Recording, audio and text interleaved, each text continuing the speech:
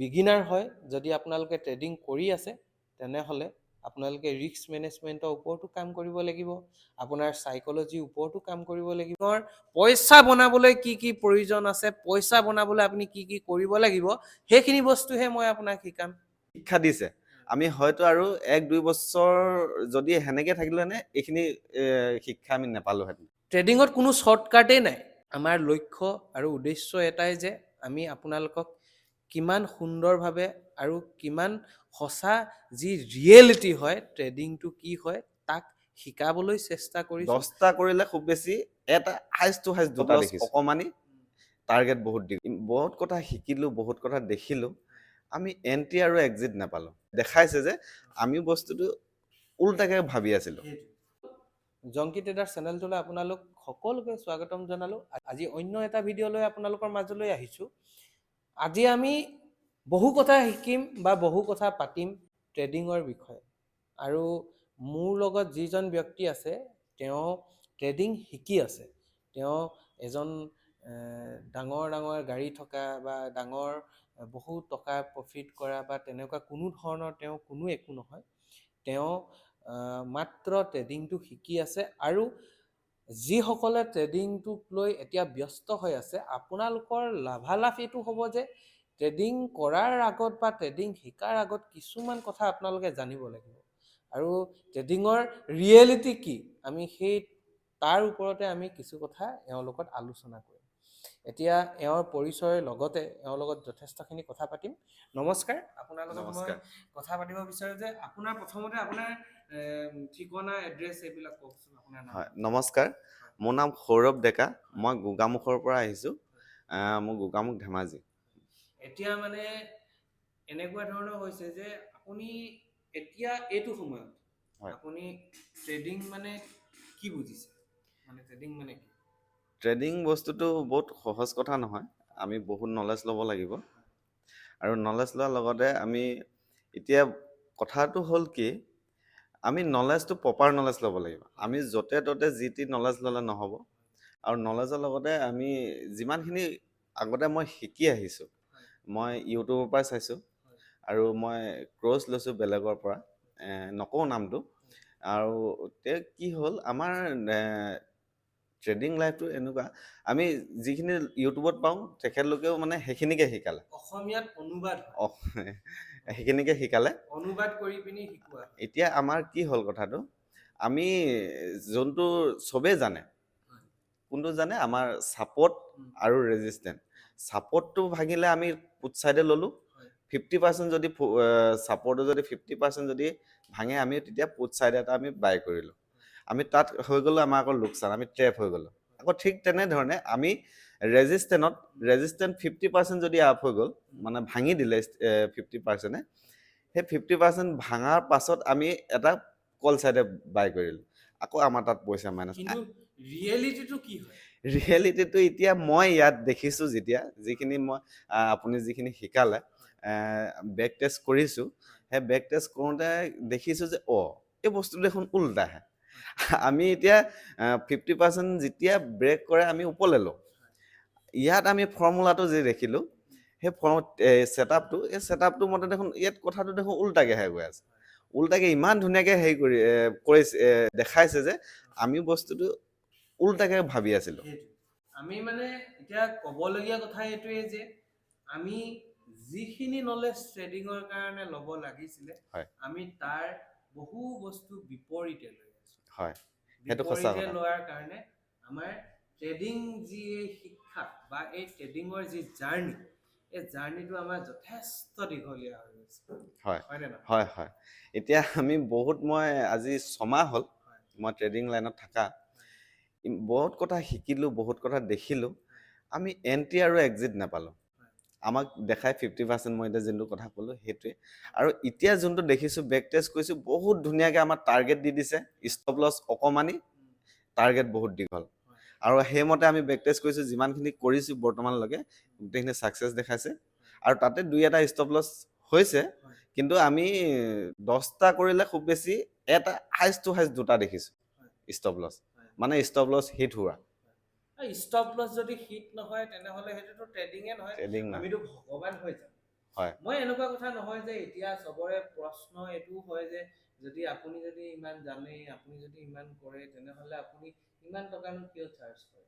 এতিয়া এই কথাটোৰ উত্তৰ মই আপোনাৰ পৰাই বিচাৰিম যে আমি যে এতিয়া আপোনাক ইমান টকা চাৰ্জ কৰিলো, হয় তো 40,000 টকা আপোনাৰ পৰা লৈছো, হয় নে হয় বাৰু? হয়, আপোনাক থকা খোৱাৰ সকলো ব্যৱস্থা আমি কৰি দিছো, উম। কিন্তু আপুনি এতিয়া এটা কথা কওক যে এই 40,000 টকাটো আপোনাৰ, আপুনি তাৰ পৰা উপকৃত হ'ল নে আপুনি এতিয়া মানে কি ভাবে? এতিয়া মই এইটো কথা কৈছো, আপুনি যিহেতু 40,000 টকা চাৰ্জ কৰিছে, হয়। চাৰ্জ কৰিছে হয়, কিন্তু আমি ইয়াত যিখন আমি ছাৰ্ভিচ পাইছো, ইমান ধুনীয়া হোটেলত ৰাখিছে, এইটোতো বস্তুটো ইয়াতে আপোনাৰ বহুত খৰচা হৈ গৈছে, আমি নিজে উপলব্ধ কৰিছো। আৰু লগতে যিখিনি শিক্ষা দিছে, আমি হয়তো আৰু 1-2 বছৰ যদি সেনেকে থাকিলেনে এইখিনি শিক্ষা আমি নাপালোহেঁতেন। আমি যেনেকে 3-4 দিনত আমি পাই গৈছো। আপুনি আৰু এটা কথা কওক, হয় আপুনি যোৱাবাৰ যোনটো আপুনি লাষ্ট টাইম কোৰ্স কৰিছিলে, হয় হয় সেইটো অসমতে কৰিছিলে? অসমতে কৰিছো হয়। আপুনি কিমান থাউজেণ্ড আপোনাৰ ফিজ আছিল? 20,000 আছিলে। 20,000। হয়। এতিয়া অনলাইন নে অফলাইন আছে? মই অনলাইন আছিলো। অনলাইনত 20,000। আপুনি তাৰ আৰু তুলনাত যদি আমাৰ এইখিনি এতিয়া কি ফিল কৰিছে, আমাৰ ফিজ কিমান হ'ব লাগে? এতিয়া এইখিনিতো বহুত, এতিয়া আপোনালোকে বহুত কম চাৰ্জ কৰিছে। এতিয়া আমি যিটো চাৰ্জ কৰিছে, আমি হয়তো এক লটত কৰিলে আমি প্ৰথমতে পেপাৰ ট্ৰেডিং হয়, আমি মোৰ বিশ্বাস মই এইটো 3-4 মাহত মই উলিয়াই ল'ব পাৰিম। উলিয়াই ল'ব পাৰিম। হয়। আপুনি এটা কথা, মই এইটো কথাই ক'ব বিচাৰো যে মই উলিয়াই লোৱাটো মোৰ সেইটো প্ৰশ্ন নহয়, আচলতে প্ৰশ্নটো এইটো যে আপুনি 20,000 টকা দি আপুনি যিখিনি অনলাইনত নলেজ পালে, হয় আৰু যদি আপুনি একেখিনিয়ে এতিয়া যদি আমাৰ ইয়াত আপুনি যিখিনি এতিয়া পাইছে, তাৰ তুলনাত এতিয়া কিমান মান ফিজ হ'ব লাগে আমাৰ? আপুনি এনে কি মই ভাবে? যিমানখিনি তাত শিকিলো বা ইয়াৰতো মই মিনিমাম হৈছে বুলি মই ভাবো বহুত, কাৰণ মানুহৰ এটা কথা, মানুহৰ ভুল হৈ যায়, সেইটোতো একচেপ্ট কৰিবই লাগিব।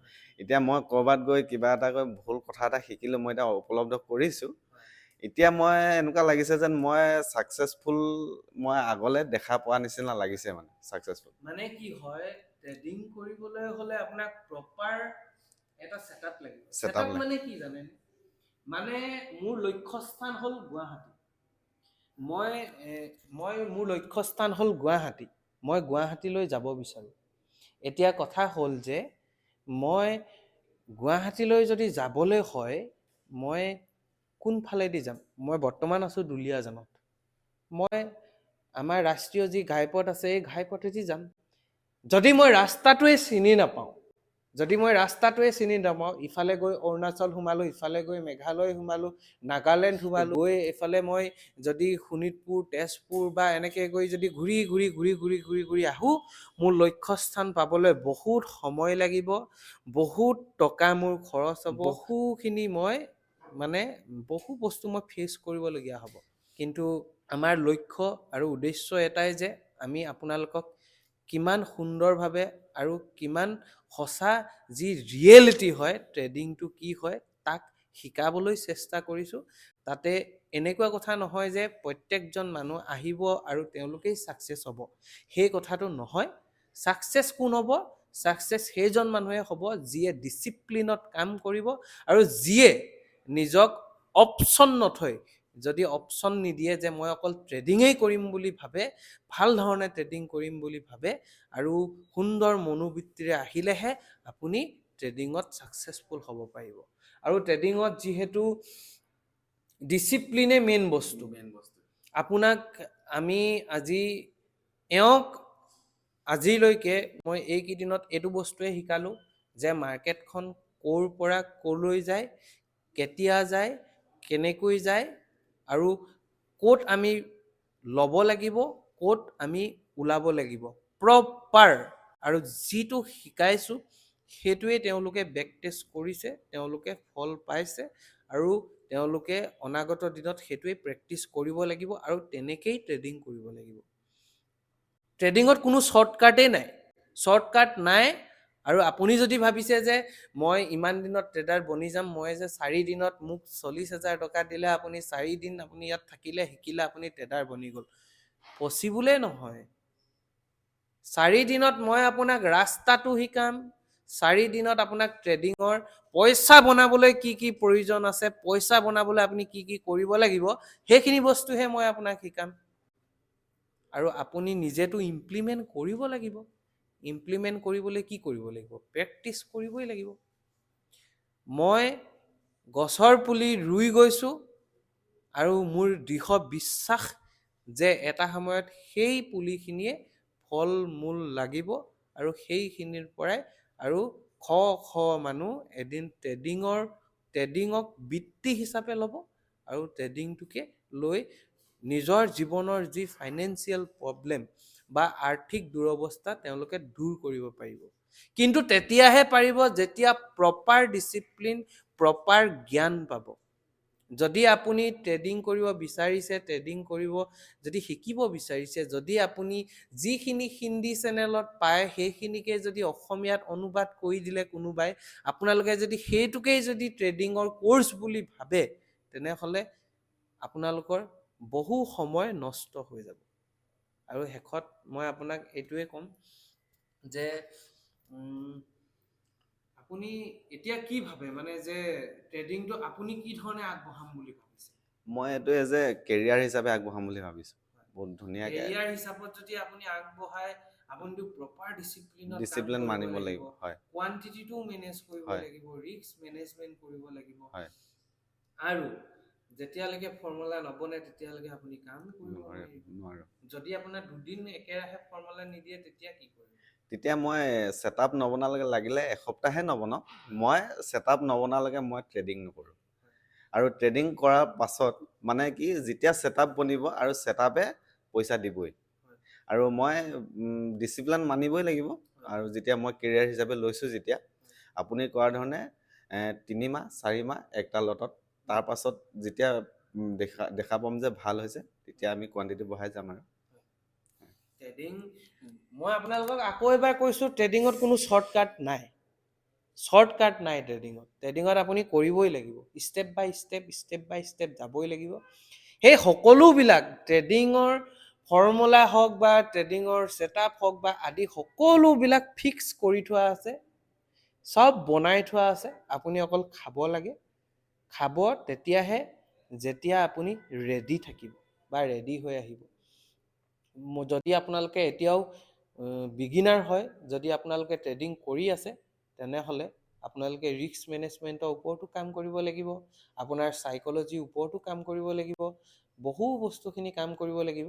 এই সকলোবিলাক আপোনালোকে ঠিক কৰিব লাগিব। আৰু ট্ৰেডিং শিকিবই লাগিব। আপুনি ক'ৰবাত নহয় ক'ৰবাত য'তেই নাপাওক লাগে আপুনি শিকক। কিন্তু এইটো আপোনালোকে মনত ৰাখিব, শিকক যিজনে আপোনাক প্ৰপাৰ নলেজ দিব পাৰে বা আপুনি সেইজনৰ পৰা শিকিব পাৰে। কিন্তু এতিয়াতো দেখিছোঁ এইটোৱেই যে অসমৰ বহু মানুহে শিকি আছে, কিন্তু তেওঁলোকে ট্ৰেডিংটো এতিয়ালৈকে শিকাই নাই। আপুনি টেকনিকেল এনালাইচিছ শিকিবই লাগিব। টেকনিকেল এনালাইচিছ শিকাৰ পিছতহে আপোনাৰ চাইক'লজি ভাল কৰিব পাৰিব।